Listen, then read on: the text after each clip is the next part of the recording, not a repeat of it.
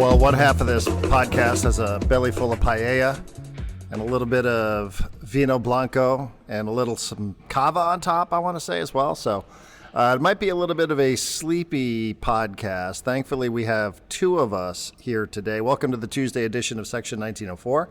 I'm Darren Smith. He's John Gennaro. He's the one that's going to supply the energy here today. Or maybe John should just get ejected from this podcast, and that'll fire me up, because that seems to be all the rage. When somebody gets ejected from some sort of event, then it just fires up everybody else in the vicinity, and then people go on to do great things, apparently. So a happy Tuesday to everybody. Thanks for being with us. Thank you for everybody to subscribe or for subscribing. We do appreciate that. Section1904.com. As we continue to grow this little thing, plant this little seed, sprinkle a little bit of water on it, and see what grows. John, I know it's morning where you are. It's about 9:30 a.m. in California. It's about 6:30 p.m. where I am, and I've already been around the city of Valencia. I did a paella making class earlier today, so learned a little bit how to make some authentic Valencian paella, which is not mussels and shrimp. It's chicken, it's rabbit, those sort of things, snails. So a little bit of snail went in, but that was my day. By the time people listen to this, they might not have even had breakfast, and that's already what I had earlier today. So I'm guessing it's a little bit different than whatever it is you're consuming in the morning. I have had nothing this morning except for water and coffee. I will probably eat something when we're done here. But I am now making it a goal of mine. You're 9 hours ahead of me. I got 9 hours to find some paella and some white wine and I guess some cava, which you guys have mentioned a few times, and I'm not entirely sure what it is. And I'm excited for my adventure over the next 9 hours to try and relive your España adventures in San Diego. Well, cava is essentially just Spanish sparkling. It was, champagne is obviously the sparkling that most people know. Sure. And it's French, and the French were very protective. You cannot make champagne anywhere but in France, and so in the Champagne region itself. And when other places around the world started trying to replicate the process of making champagne, the French clamped down on that and said, you can't do it. You can't do it. You can't call it that. You can use the process, but you can't call it champagne, because champagne can only come from Champagne. So what they did here in Spain is they refer to it as cava. It's slightly different. It's not exactly the same, but quite good and very unique and very local here in Spain. So, not a lot of champagne. You don't see a ton of it out there, but everywhere you go, somebody will greet you with a cup of cava or a glass or whatever of cava where you go. So it's very, very traditional Spanish sparkling. So there you go. A little bit of a history lesson for those that are into sparkling wine and wanting to know what the different types are all around the world. Yeah, so the Italian version of that would be Prosecco, correct, which I've had.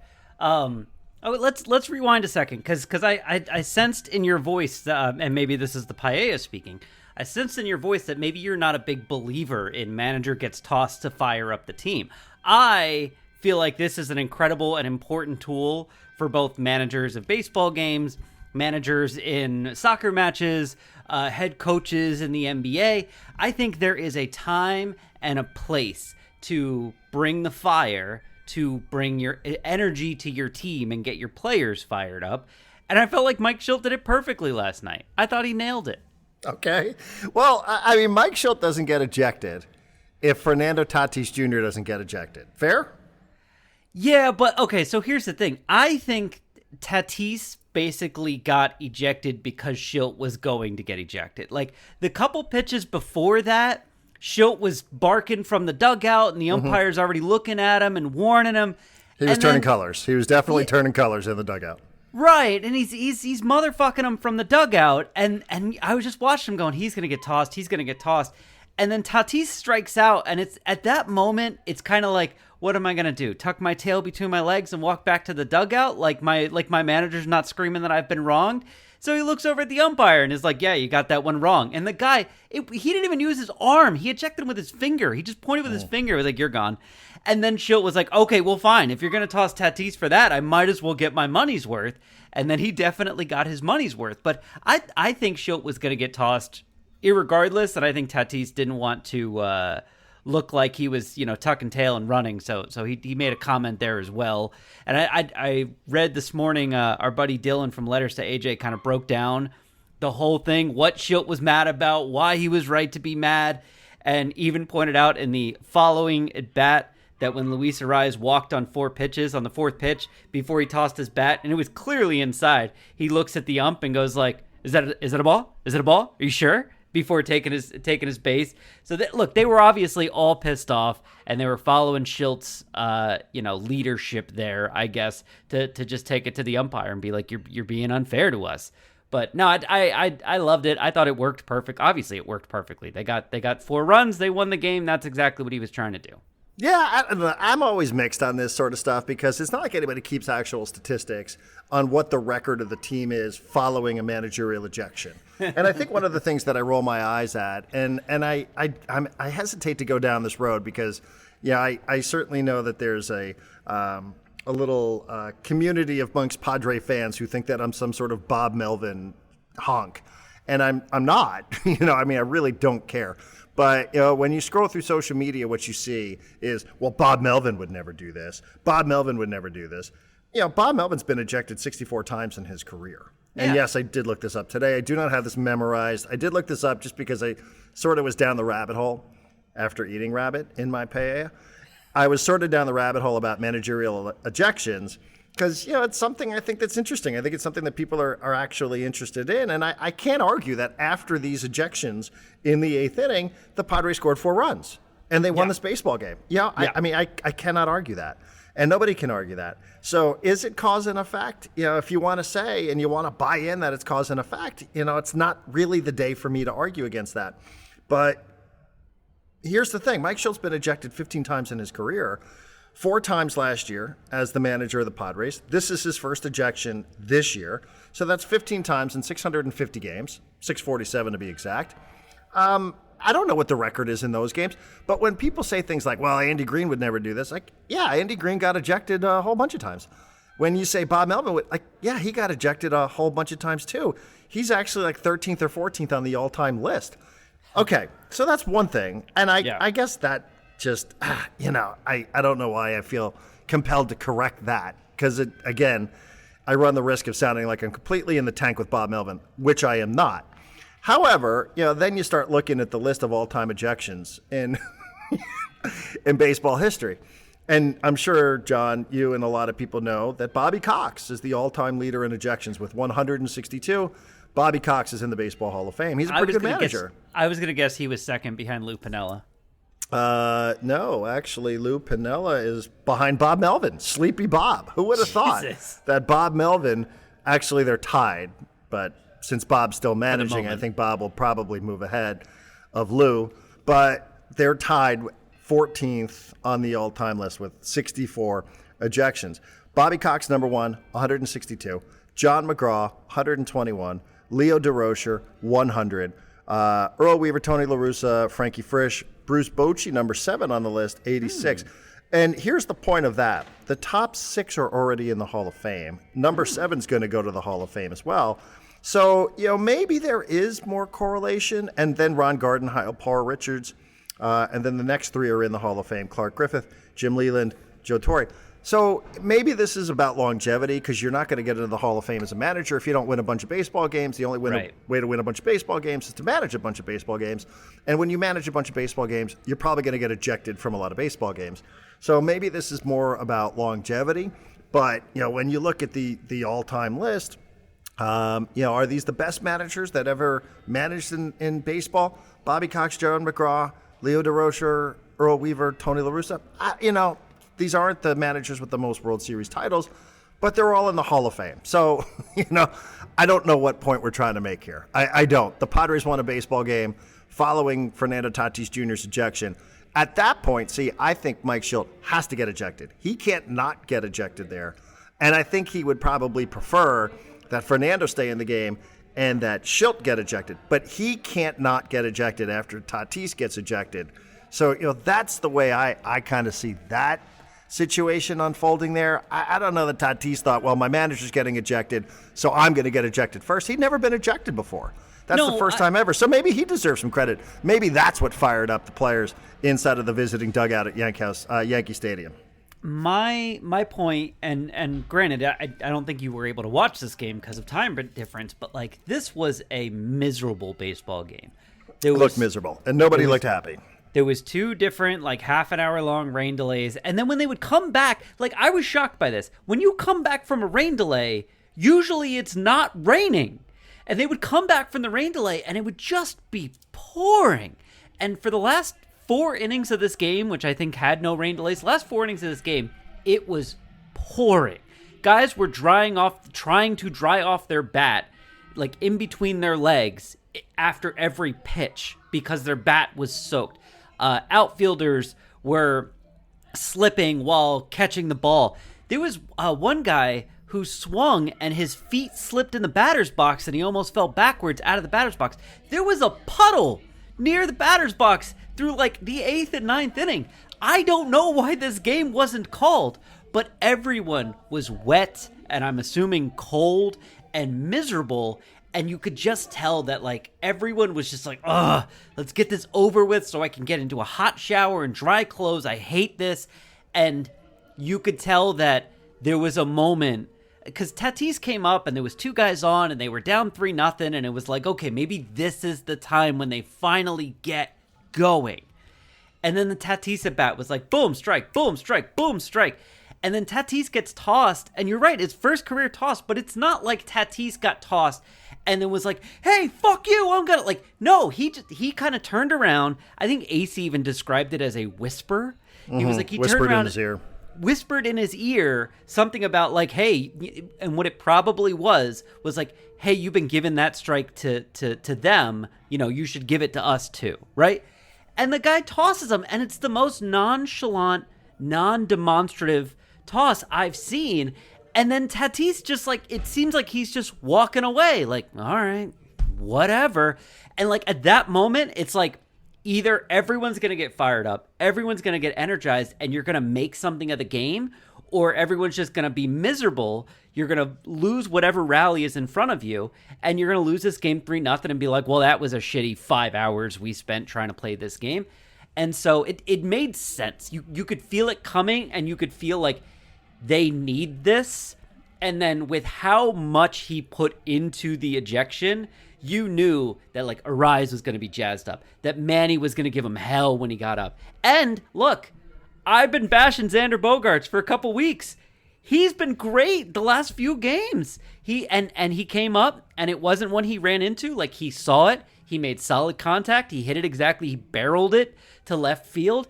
Xander Bogaerts is starting to turn this around a little bit, and he's starting to play a lot better. But I don't know if Arise has that at bat. I don't know if Manny has that at bat. And I don't know if Bogaerts has that RBI if Shildt doesn't light a fire under all their asses and be like... See, I don't know. See, this is where I got to stop. I mean, it's not like Luis Arise, who's a 2-time batting champion, is incapable of putting together a good at-bat in a situation for It's a fair. team that has already shown an ability to come from behind, especially late in baseball games, right? I mean, if we're going to credit what it was that happened beyond the actual baseball stuff, then, what are we supposed to say about the other times that they did these things? But and I they understood that they credited all him. had their... I understand that, but, lots of things are said there that aren't actually meant. It's not like these people are under oath. Manny Machado's got a Hall of Fame career going here, not because the manager gets ejected all the time.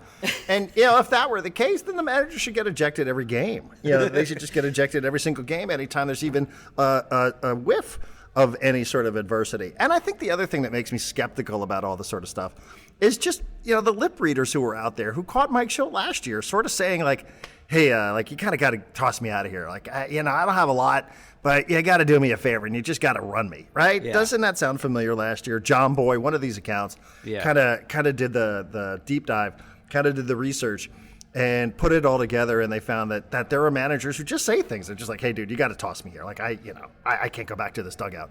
So, you got to do me a solid. Toss me out of here. Would you do me a favor? Get me out of here. I got to try to do something to fire this team up. I'm not trying to – I respect the work you do, but, do me a favor. Just eject me. And, so, like, there's always that sort of stuff. But listen, it's probably not the day to rip this all apart. It happened. One thing happened. Then a bunch of other things happened. I think sometimes it just sort of becomes a magnet for a lot of actually inaccurate conclusions that are drawn. That's all I'm saying. That's all. And yeah, I think sometimes people just draw inaccurate conclusions, not because I disagree with them from an opinion standpoint, but like I said, these other managers would never do that sort. Like, yeah, the other managers do it all the time. Just because you choose not to remember it doesn't mean it didn't actually happen. But I guess it's also, with a 6-game losing streak, not really the time to quibble about that sort of stuff. Padres had a great win. They had a great win in a miserable place, under miserable conditions. I will say one of the funny things when you watch it, so the pitch that Tatis, that he likely objected to, which was a called strike, on the broadcast on Padres TV, Mark Grant goes, "Good pitch." And Don Orsillo goes, "Indeed." And like they both sort of, neither one of them are complaining. It's like, yeah, good pitch. Indeed it was. And then the next pitch, the pitch is out of the zone. Fernando swings over the top of it. Yeah. And that's when he says what he says. He whispers into the ear, the home plate umpire, and he gets ejected. And you could see Shildt, you could read his lips early on. He's like, Did you throw him out? Like, he's so confused. Like, you got thrown out? He looks at Fernandez like, did you get thrown out? Did you throw him out? And it was very funny to watch that. It is high comedy to watch whatever he is, 56-year-old man wearing a baseball uniform, running around.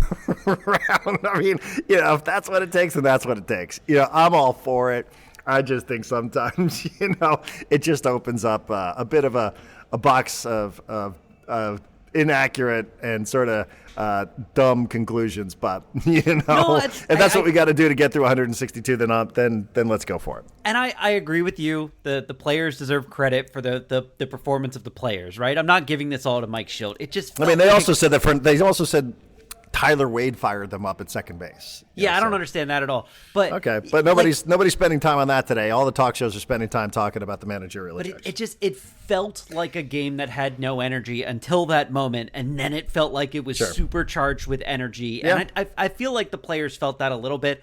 To your point about him looking ridiculous as a 56-year-old man in a baseball uniform, The rain and the puddles around home plate probably kept him from doing my favorite thing ever, which is kicking dirt on home plate. I love when managers kick dirt on home plate. But it was pretty obvious that, I don't even know what to call the broadcast anymore, Padres.tv broadcast. Yeah. Padres TV. They at one point turned on like the field mic, so you could kind of hear a little bit of what he was saying.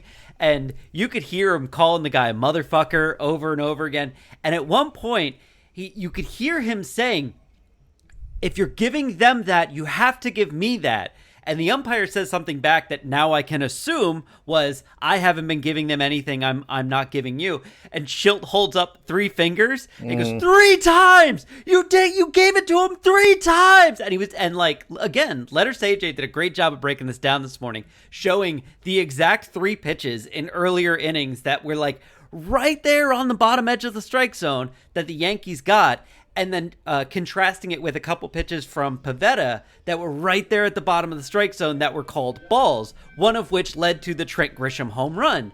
And so, Shildt had a point. He had a point, and he was making his point, and he got run for it. And I think it lit a little bit of a fire under them. But sure. I will admit, listen, I will admit, not that this is the same thing at all, but I will admit that when I felt like the energy was going low on a radio show, I would sometimes pick a fight with the people that I worked with. Sure. Just to get their blood flowing a little bit, to be like, God, the energy on this show sucks. And I might turn into a bigger asshole with Marty. That's an old Howard Stern trick, right? I used to do that a lot. Gary. Yeah, I used to do that a lot. If I felt like she was sort of distracted and thinking about going down to Petco Park, I would probably do that sort of stuff. And the other thing is, I think this is a veteran manager. This isn't a young manager. Yeah. I feel like I know this name. So, at first I was like, I wonder who this manager is. I'll protect the person who told me this. But manager once told me that, there was some young manager, a first-year manager, or maybe a AAA call-up manager, and he went out there and he just blew a gasket over whatever. Yeah. And he's like, he told the guy, he's like, I'm gonna stay out here and I'm gonna lose my cool and I'm gonna throw my hat and I'm gonna do all this sort of stuff. And you know why I'm gonna do it? because then they're going to have to show it on all the TV shows tonight. Oh, You're going to have to show it on all of these television shows. They're going to be showing it on baseball tonight. They're going to be showing it on ESPN. And then everybody's going to know that you're a piece of shit fucking AAA manager. So nobody's going to blame me. Everybody's going to be like, oh, you're just a AAA manager. And like I was like, oh, man, that's kind of cruel. Like, that's pretty cool. He's like, hey, got to do what I got to do. Got to fire up the troops. So there definitely is a little bit of logic to it. And I think they would tell you that sometimes these guys are human beings too. So as letters to, as Dylan wrote, there probably is some value and, some stuff that you could look at, circumstantial, and you could certainly draw a conclusion. Listen, Padres won. This was a moment. And then after the moment, that's when all the things happened. So, again, it's probably going on 20 minutes now, sounding like I'm doing my best not to quibble, like I'm being restrained or being like I've got a bridle or a bit. I'm probably not today. I don't know. I just think sometimes, these things are sort of – I would love to know what the record is for these managers when they do get ejected, because it's always easy to just heap the praise on them when it works. But, sometimes these guys just get tossed out of a game and we never really think about it either. Yeah. Also, but it was funny on the broadcast, too. I did like that when Mudd was like, oh, good pitch. Good pitch. Like, Indeed. Yeah, indeed. Indeed. Also, though, what people are not talking about today? Fernando Tatis going 0-4 with 3 strikeouts and going 0-2 with runners in scoring position, because now we're talking about Shildt instead, and a victory, and that's part of it too. And that's part of it. And I think one of the things we sort of joked about with the manager, and I've seen Darren do a little bit on this on the On Fryer podcast, that he's talking to Greg Garcia about managers and the relationship. I personally, and there's some things that have been said to me, these managers in their post-game press conference, they always will have, they'll have their players back. I don't know that the players pay a ton of attention to it, but it's nice to know that your manager has your back. And when the manager does get ejected, this is reciprocal. This is the players having their managers back and saying things like, yeah, of course it fired us up. And, listen, I'll take them at their word. But I do think there is a little quid pro quo going on with that, where everybody's going to have each other's back, knowing that everybody's going to be fighting for one another. And I think what Shildt was probably most angry with was the fact that Tatis got ejected, much more so than even the strikes called. But again, that's just part of the whole experience there. And the Padres win, and now Michael King gets to make his first start against the Yankees at Yankee Stadium since being traded from New York to San Diego. So we'll see what that looks like coming up a little later on tonight. Should be an interesting emotional moment for Michael King. Yeah, real quick before we get off the Padres. One, I think I read something this morning. I think it was AC. I think Brandon Lockridge maybe came up in the Yankees organization, and yesterday was his first time ever playing at Yankee Stadium, so he got that kind of Michael King moment that you're talking about, although Michael King, I'm sure, pitched plenty at Yankee Stadium, just didn't start. But before we move on to your Knicks, Department of Corrections, really quickly. One, I think earlier you said Padres were on a 6-game losing streak. I believe you meant winning streak. Yes, on that winning streak. They're winning 6. They've won 6 in a row. 2, as I've been corrected many a time on social media and in the comments on section1904.com, you were correct that in the playoffs of an NHL game, they do just play forever until someone wins. The shootout to determine the winner of a game is a regular season only thing. I think me, a not big hockey person, got thrown off by my timeline, which is not a great hockey timeline, on that one. So I wanted to make that correction. Okay. And then while we have a break in the action, let's get to a couple of announcements. Number one, happy birthday to Steve Garcia from Three Punk Ales and the Emo Brown podcast and Somos Padres, who's also podcasting about the Padres these days. I see that he is enjoying his birthday in New York City with his wife. So happy birthday to Steve Garcia. And also, have you subscribed to Section 1904 yet? Have you started receiving the newsletter that John puts together each and every day? Have you been active on our Discord channel yet? Well, if not, why don't you take a couple minutes and support something truly local? Go to section1904.com. We are a new media company. I want to say, John, I think we're going on about 4 weeks, 3 or 4 weeks total with us getting together, no matter where we are in the world, everybody. I'm literally on a balcony in Valencia, Spain, with a ton of paella coursing through my system, getting set to go out and watch Champions League a little later on tonight while my wife is taking a siesta just upstairs, someplace I would really, really rather be, to be honest. But this podcast is important to us, and as we're getting it up and running, consistency is the name of the game. So if you could support us, if you could subscribe, we would appreciate it. It won't cost you but $5 a month, and for $5 a month, you get a podcast pretty much every day of the week. You can subscribe to the newsletter. You can access our Discord channel, and there's all sorts of other details that we'll be sharing with everybody in the next couple of weeks. So why not take a couple of minutes and do that? If you like what you hear, or even if you don't, but if you just want us in your headphones each and every day, why not subscribe and support something that is truly local, that aspires to be completely fan-owned and operated in San Diego, and that is Section 1904 with yours truly and with John. All right.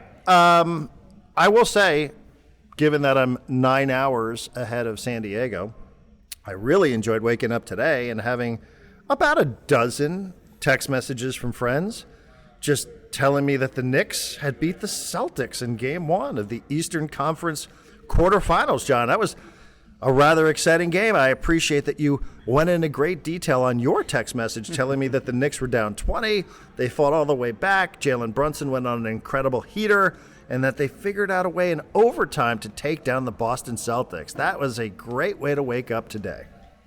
Yeah, this game was very interesting for a number of reasons. One of which is that pretty much everyone on the Knicks... I'll just say this. Cat was terrible. Cat was terrible from the beginning of the game to the end of the game.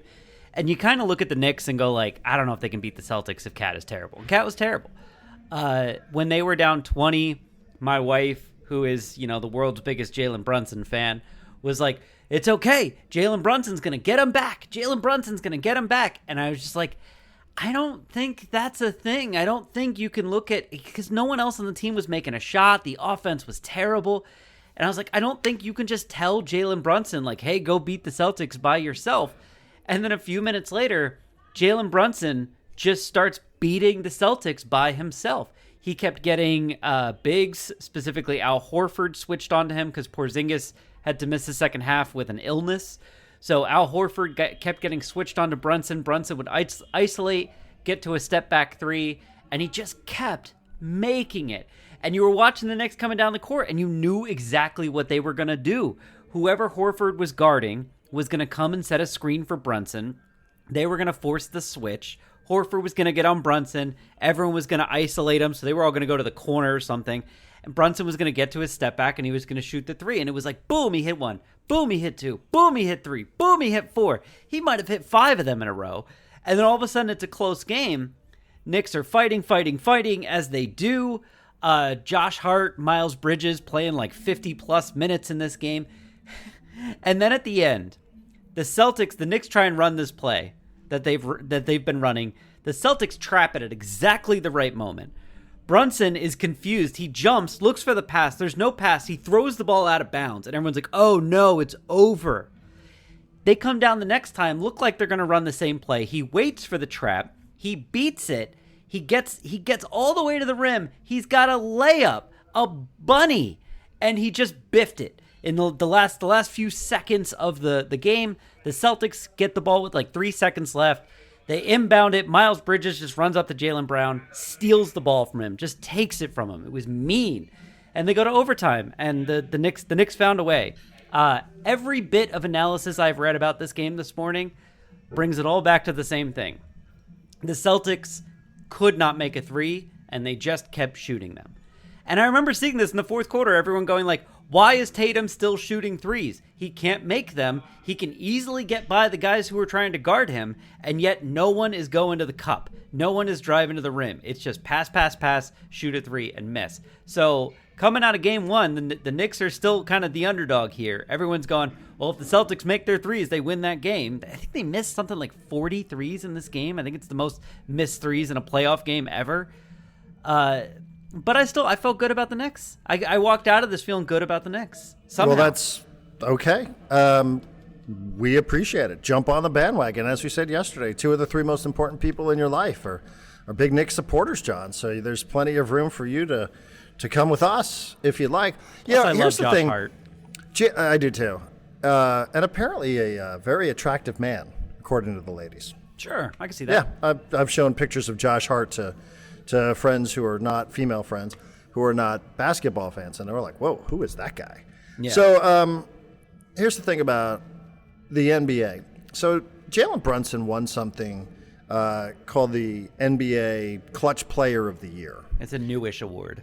It's a newish award, and I'll tell you what I like about this. And I know you and I chatted, I think, via text message a week ago or so during the Pistons series, because Mike Greenberg from ESPN, who I could take or leave. Yeah. And I based that on my own personal work history with Mike Greenberg. But he did a good 2-minute, one of those ESPN.com video clips that you can't help but stumble across when you log onto that website just looking for a freaking score or the time of a game or a pitching matchup. And they bombard you with all sorts of video content. And he did something on Jalen Brunson on his clutch performance. And the fact that the NBA, which is a data-driven league now, I mean, this is as data-driven, I would say, as baseball. Baseball is a data-driven league. And it feels like clutch in the evolution or the revolution of data-driven sports and analytics, that clutch has been sort of kicked to the curb. And I do appreciate that there's room in the NBA conversations for somebody to be labeled clutch. And, I don't know how exactly, it's quantified, all that sort of stuff, but I'm glad that somebody is at least, especially in a league like the NBA, where it's so much about analytics, that they find room to identify a player who is the clutch player of the year. And obviously I don't know exactly who the other candidates were, but it's every single time out you sort of understand. It makes a lot of sense when you watch Jalen Brunson play that he's the recipient of this award. I would love to see baseball do something like this. I guess the easy thing to do in baseball is just go to runners in scoring position, but it feels like it's got to be a little bit more than that. But yeah, I'm a fan that like this is a good award. Like, I would feel good. You obviously want to be an all-star. You want to be an MVP. You want to be all-league, right? But this is a good award to have. Like, I'd feel good about it, and it feels good having a player like this on your roster, especially in the postseason, because it sort of indicates to you that there's more than just the ability to dribble and score a basketball and shoot a basketball, but there's something about wanting the basketball in his hands in situations where it's like that you feel really good about, even occasionally when he misses one, like he did at the end of regulation. Yeah, and it was funny. I mean, he missed the layup, and then it was like Celtics get the rebound and timeout, and the camera cuts to Jalen, and he's standing on the court, and he's just laughing. Like, they literally were just showing him for like 10, 15 seconds laughing. He's looking up at the rim, and he's just like, how did I miss that? All those shots I made, how did I miss that one? To answer your questions, Brunson beat out Nikola Jokic, who finished second, who will probably win the MVP, so it doesn't matter. Anthony Edwards, Trae Young, Steph Curry, Darius Garland, LeBron James, Shai Gilgeous-Alexander. The way this is tabulated, it's not purely a statistical award, but if you're looking at clutch stats for basketball, it's usually what are their stats in the last 5 minutes of the fourth quarter or overtime when the game is within, I believe, 5 points. And so you can see in those situations like just how impactful someone can be. And then they also add in, it's a vote, right? So you're also kind of figuring like how much does the team need this person to be clutch to win these games. And for the Knicks, I mean, it's hard to say it because the Knicks have gotten this far. They're up 1-0. The round before the Eastern Conference Finals. This is about as far as they got last year. They were one of the better teams in the league this year. They don't have an offense. Like, they just have no offense. Their offense is put the ball in Brunson's hand and everyone do whatever Brunson says. Like, it's almost like they're not coached on offense whatsoever, or things they try and do just don't work and break down. And eventually it's just put the ball in Jalen's hands and let him figure it out. And because of and same kind of with Jokic, which makes sense why he was number 2. But I think that's why Brunson won the award. So he had great stats in the clutch. He's obviously, can up his game even after playing, a lot of minutes in these games. but also like the Knicks would just have nothing if Brunson wasn't there in the clutch. They would have no way to score at all. It is interesting because now I'm looking at the vote. Brunson ran away with this. It is weighted first place, second place, third place votes. And Brunson got 70 first place votes. Jokic got 26. So, you can go, close. If you're so inclined to look up the point totals, who got the most second place. Brunson got the most first place votes. Jokic got the most second place votes. Trae Young got the most third place votes. But 1, 2, 3 was Brunson, Jokic, Anthony Edwards, Trae Young, Steph Curry.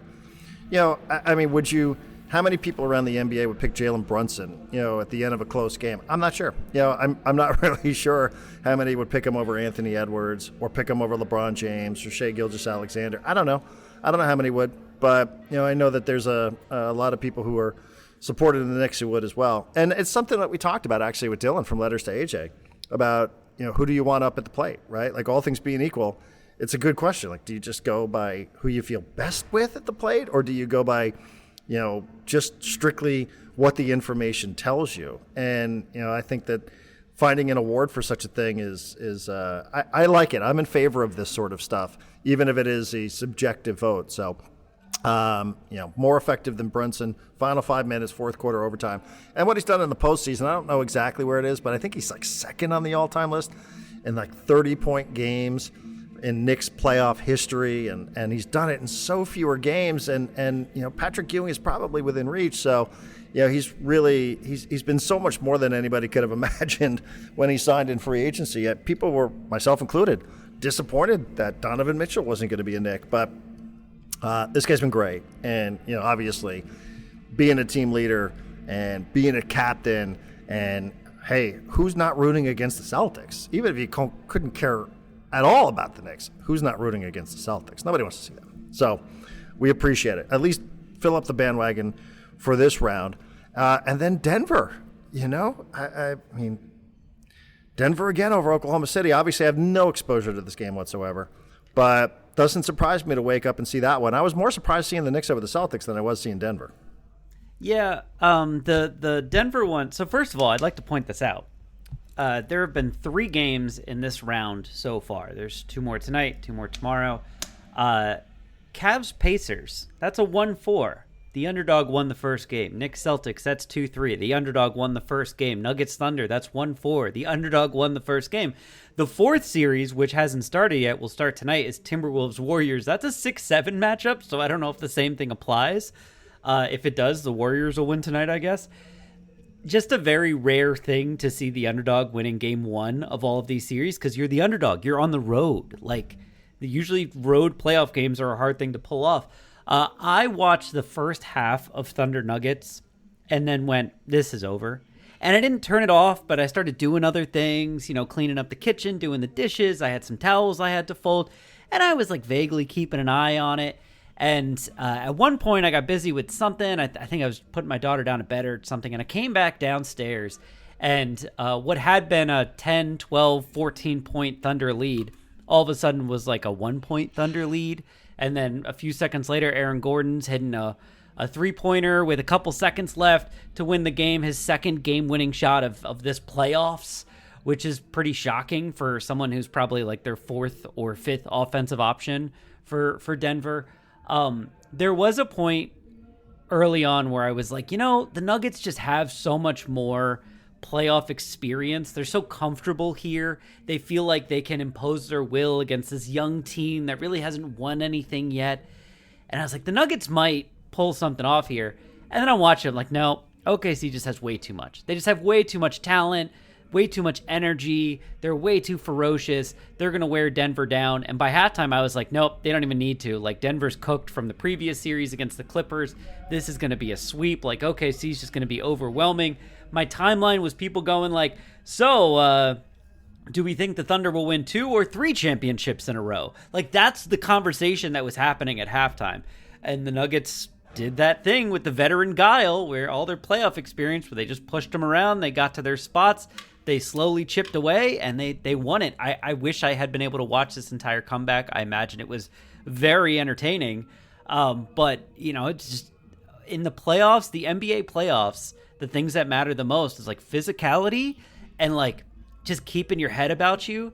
And sometimes that's really hard to do for a young team, even if the young team is just overwhelming in terms of talent and depth.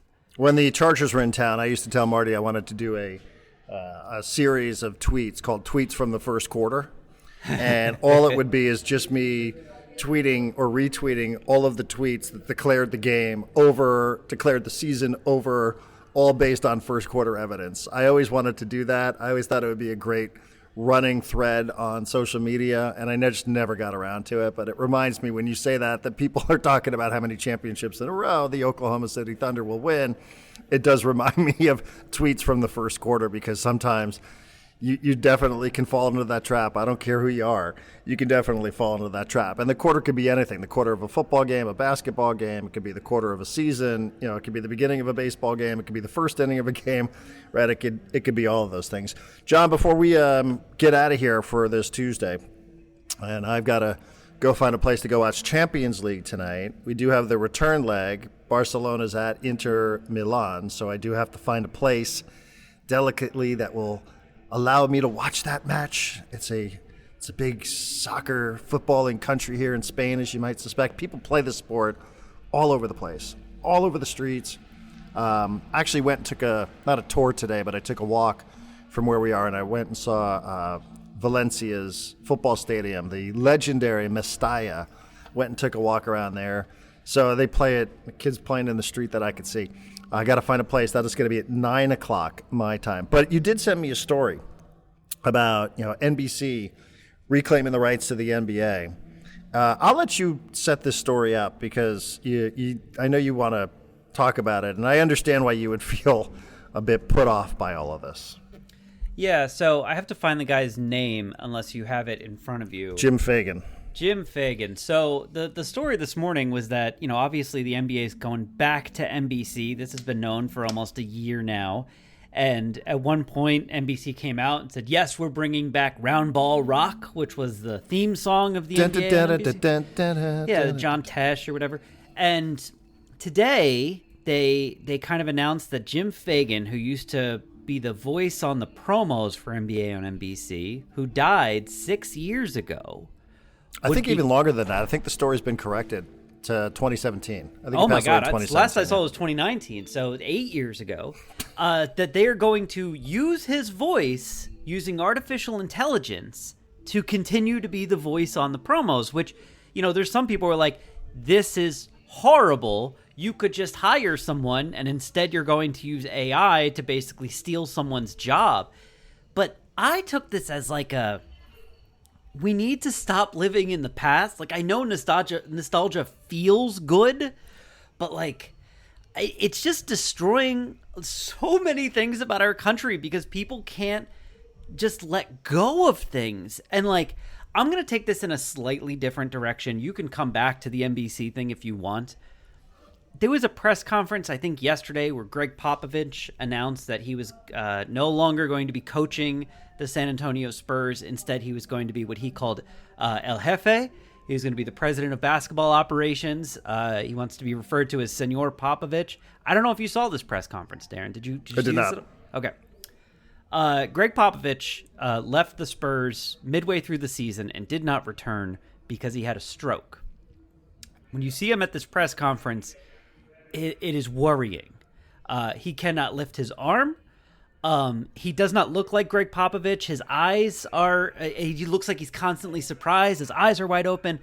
There's a few times where you kind of expect him to fall over. He's so frail.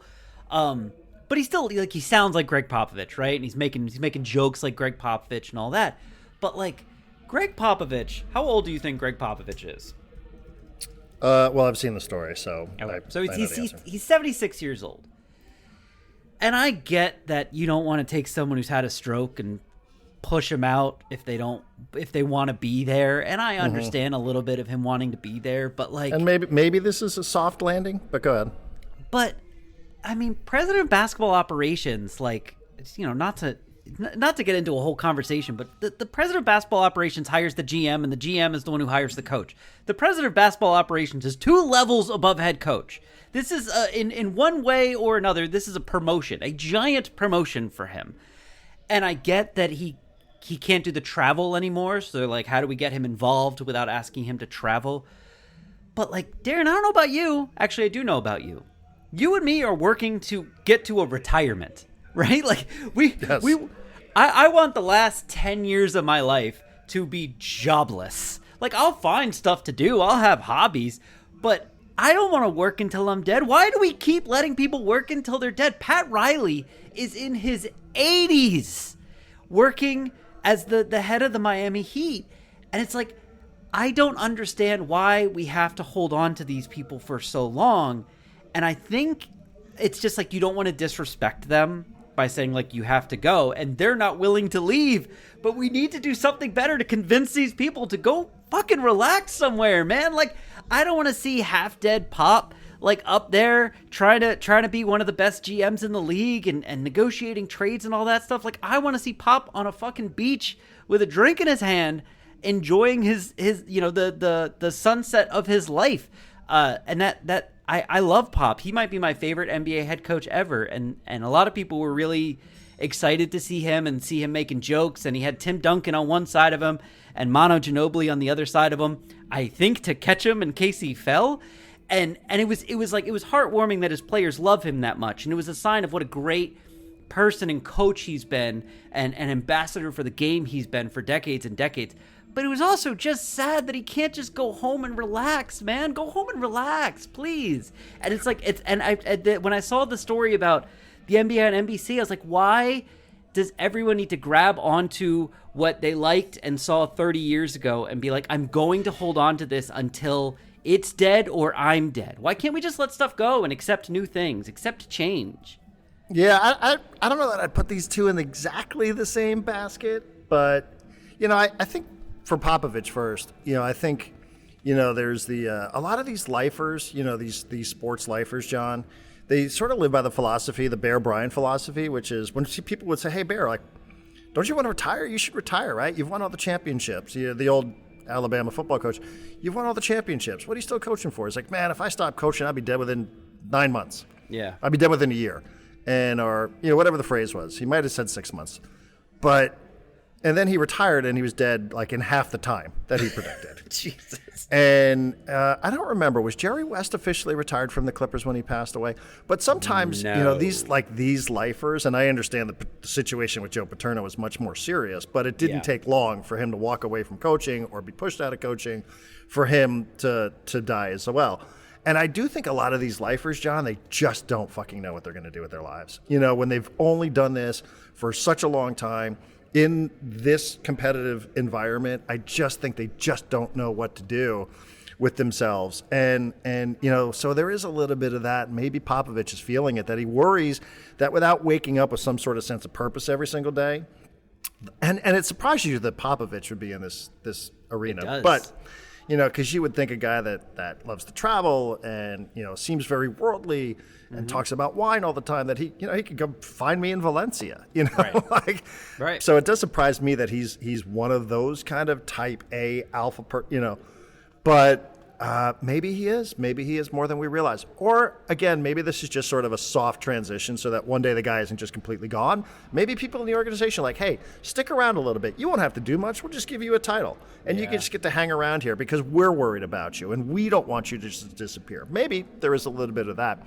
As far as the other stuff with the AI, I hate all of this. Yeah. All of this stuff. I remember when we heard about it with the Olympics, whether it was a year or two ago, I don't remember, but I was working at 760, and they started saying that they were going to use Al Michaels' voice.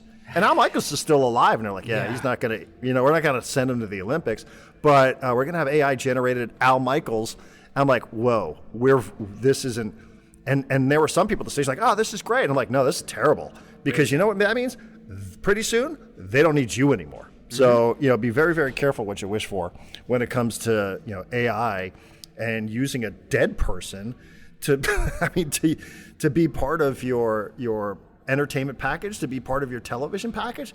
That is absolute lunacy to me. That is absolutely crazy. If you want to use the old round rock, whatever, I will tell you, because I'm a certain age, that music means a lot to me. But using somebody's old voice when you could be hiring somebody to bring you to the future, I think one of the things that the NBA struggles with is sometimes, John, it's the phrase that you hear, the old heads. And this isn't an old head. I mean, this is like an old voice, but it is lunacy to me that you would even consider such a thing and that you would promote such a thing. I mean, why not just, where's Ahmad Rashad? Have, Ahmad Rashad's AI avatar out there interviewing players at the end of these games, or, Hannah Storm, or, Don't give him whoever. ideas, Darren. Don't give him ideas. I mean, that is, this is, I hope they get enough heat on this that they reverse that decision. Again, and like, it doesn't even cost you anything.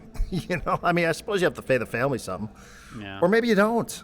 I mean, maybe you don't, but I'm with you. I'm okay with sprinkling in a little bit of nostalgia, sprinkling a little bit. Like I said, I don't mind seeing a couple old clips of Knicks and Pistons fighting back in the day, or Knicks and Celtics fighting back in the day. When the Padres play the Braves, I don't mind seeing the brawl from 1984. Sure. But, we don't need to, like, live on that every moment of every day. Like, that's where you're... I'll give you a great example here, just speaking of Barcelona real quick, because Lee and I were talking about it yesterday, and then I'll bounce. I was really surprised when we went to the Champions League match last Wednesday. I thought for sure the most popular jersey would still be Lionel Messi's number 10. Yeah. I thought for sure. And I was really surprised that, I mean, and I'm not saying we didn't see number 10s, we did. And you still see some older players' jerseys. You'll still see, a Ronaldinho every once in a while, or an Iniesta. But, I mean, hands down, the most popular jersey at a Barcelona match is the number 19 for Lamine Yamal. That's so cool. I was like, whoa, this is a 17-year-old. And it's not just that he's 17, but, I was surprised by that. So, I don't know exactly what that has to do with this story with NBC and Jim Fagan. But I was like, okay, I don't feel comfortable wearing the jersey of a 17-year-old. Yeah, I mean, that's the other thing. Yeah. but I said I was really surprised, and it's just a reminder. People move on. It's not that you don't appreciate it. It's not like you can't be living in the past. You can appreciate the past, but you got to move forward. Yeah, it's living in the present with, you can appreciate the past, but don't live in the past. And use Jim Fagan's voice for the first broadcast. Use it for the first open, and then sort of say, here's our new guy. Like, it's a great way to transition from one to the other. Or just, instead of AI, just like play one of the old Jim Fagan clips, like the one that he actually recorded that he got paid for. Play one of those. Sure. Be like, hey, remember that? That was cool, right? You don't have to do... Before you get out of here, I want to give the listeners a little bit of homework, and I want to give you a little bit of homework for tomorrow's show. First, the listeners, I wrote something on Section 1904. If you're subscribed, you probably got it in your email yesterday. The title of it was How to Get Behind the Paywall. I think next week we're going to start putting some of these episodes, like most of these episodes, and the newsletter and some of the stuff that I write on the site behind a paywall for paid subscribers only, the community that supports us only. So if you are listening to this podcast, you don't know what the hell I'm talking about, go to section1904.com, click on the thing that says how to get behind the paywall, learn how to get the subscribers only podcast feed, learn how to get signed up so that next week you're not sitting around going, hey, I thought they were doing daily episodes. I'm not getting anything anymore. Figure out how to do that. Darren, your homework is this. I told you that I wanted to do a segment today that was called Hear Me Out, where I would kind of pitch a sports conspiracy theory at you. I'm gonna do it now, but I want you to not respond or really think about it until tomorrow. I want to give you time to work your sources, do your research, and really just noodle on it for a while before you come back to me. Are you familiar with a person named Joshua Kuznick? I'm not. Joshua Kuznick used to be an MLB agent who I'm pretty sure is having like a psychotic break from reality. And I've been following him on like TikTok and Instagram. He's just kind of losing his mind. He's trying to become like a stand-up comedian. But occasionally he offers insight into like behind the scene things that you're just like, whoa, I never would have thought of that.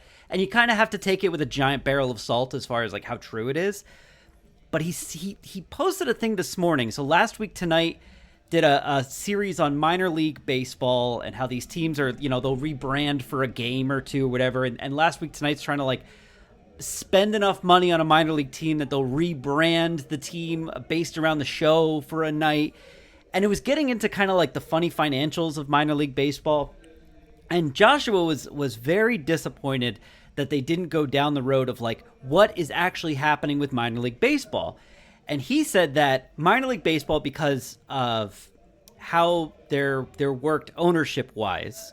Do you know there's one company that owns? There's 120 minor league baseball teams. There's one company that owns 42 of them. Did you know that? I don't think I did. It's one company. It's owned by like a media company, which is owned by an investment firm. Anyway, his whole point was like, players aren't jumping into being minor league baseball players anymore. They're not, because the conditions are bad and the pay is bad, and the major league teams don't want to deal with it, so they keep selling off to these other, like, these conglomerates that are like, let us run your minor league organizations. And he said what the MLB owners really want is the youth academy system that soccer has. And he said they're going to keep pushing in that direction, partially because of the success that I think the IMG Academy has had in Florida in developing players and getting them in the draft or whatever. And so he said that baseball was trying to push away from minor league baseball to create more youth academies. And then I read an article that Michigan State did a research study about why there is a lot more Dominican players in Major League Baseball than there are in college baseball. And there was the obvious answers of, that they're not really going to college college in America if they're in the Dominican Republic. But then the other answer was all 30 MLB teams have a youth academy in the Dominican Republic. And they've been wildly successful. And they want to kind of copy the system that they've created there over here. So the thing I want you to noodle on, my homework for you is, do you think Major League Baseball and its owners are pushing, will push, want to get away from minor league baseball and create these youth academies and give up on whatever, fan system there is for people to actually watch minor league games? The academies will play against each other, but no one will be watching outside of scouts and teams and whatever. So you have until tomorrow to answer that question.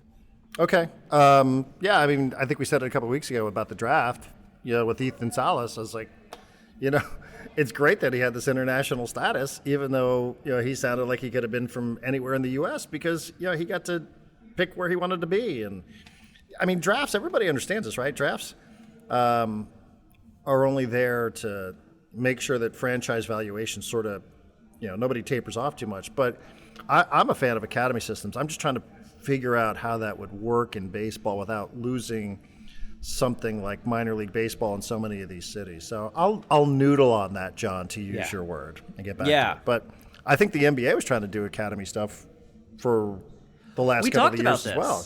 Yeah, we talked about how we thought this would kill college basketball, and what has saved college basketball is basically NIL. Correct. Being able to pay more than the NBA teams running the G League is actually really bad because they're so afraid of their players getting hurt that they're like, no, I'm not going to let him go to the G League and play. I just want him down there to practice or whatever. And it's just created this bad product. But yeah, it was very interesting to me. And then I went down a rabbit hole about how minor league teams don't really turn a profit. And a lot of times cities like Lake Elsinore are saying, like, we'll give you the land for free. We'll build the stadium for you. You just got to come here. And so, like, the cities are giving up so much just to try and have a magnet of tourism. But baseball doesn't really care about that. Baseball is just, they're trying to take advantage of it. It's a whole thing. We can get into it tomorrow if you want to. I just thought it was a very interesting future-forward conversation about baseball. Yeah, I will say, though, the G League definitely puts people in the draft. They definitely push people into the draft. So, they are doing something right. The development, it's not exactly what we're talking about, but they are still pushing players there that you'll find in the top 5. Be like, wait, I'm sorry, what college did he play for? Not always like the Thompson twins, Amen and Asar Thompson. Like, people like, oh, they were in the G League. Like, no, they played at Overtime Elite, which is like a separate that's what I meant. Competitive thing that is actually not part of the G League. It's just similar to the G League. It's a whole thing. Yeah, baseball is different just because of the structure of it, because of how many bodies you need. It's a lot. Well, that's the other thing. Apparently, minor league teams are having a hard time filling out rosters because they don't have the money to pay these guys, and the major league team is like, well, we're not going to pay to fill your low A roster because that's us giving money towards something that's never ever going to make it to the major league roster. We can get into it tomorrow if you want. Okay, I will noodle on that, John, to use your word. I don't know exactly when I will find time, since I got to find a place to eat and watch here in the next 90 minutes. And you've got a ton to do on your side, and tomorrow, I think we're doing a bit of a bicycle tour around town because we've gotten rid of our rental car, which was a hassle. And then we're doing a little bike tour tomorrow around Valencia, which is a wonderful city. Absolutely wonderful. Where we're staying is a little touristy, but great architecture and tremendous food. So we will be back tomorrow. We will find the time to do this again. And thank you, everybody, for listening. Thank you, everybody, for subscribing. Do check out section1904.com and learn all about the paywall and what exactly that means and how you can support, because we do need your support if we're going to be successful at all in this venture. So enjoy your Tuesday, and we'll do it again.